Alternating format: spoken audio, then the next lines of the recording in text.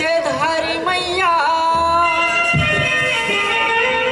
नांदी गांव में भैरवी पताली बिराजे और डोंगरी गड़बा में लाई मैया के साजी सजाई पूजा पर पुजारी नाचा और धोरी चौरी चगाई हो पूजा हाथ पर मन के सब देवतारी साई हो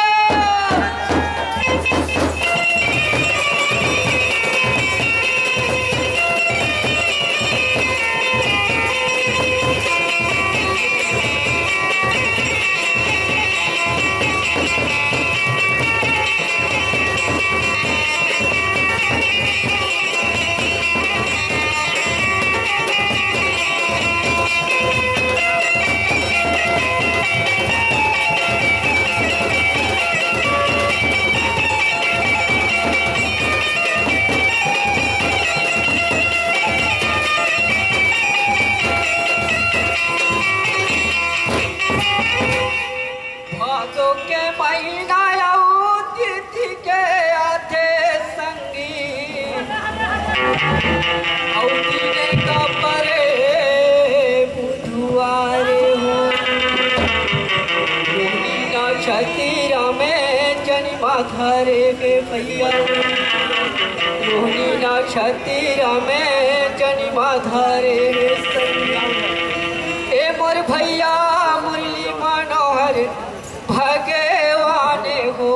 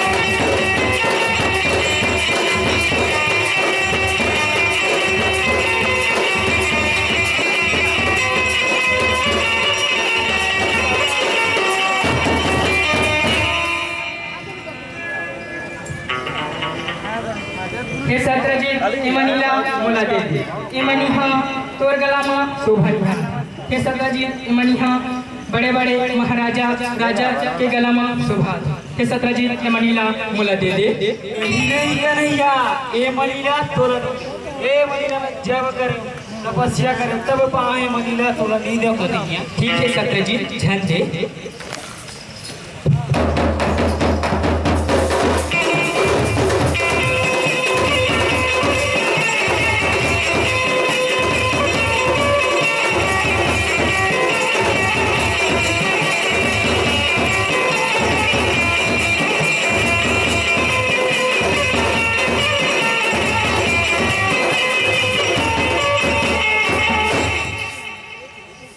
हे भाई परसेंट कुमार, हे भाई परसेंट कुमार। का हो गए भैया सत्रजीत, का हो गए? ए मनीला कन्हैया हम मांगत रही, बोला मैं दे दूंगा। नहीं भैया नहीं, ए मनीला जब करे है तपस्या करे है तब पाहत भैया। ए मनीला चोरहा के कन्हैया मत दे भैया, मत दे। ए मनीला मोला दे दे भैया, मैं जंगल जाऊं शिकार करे बर।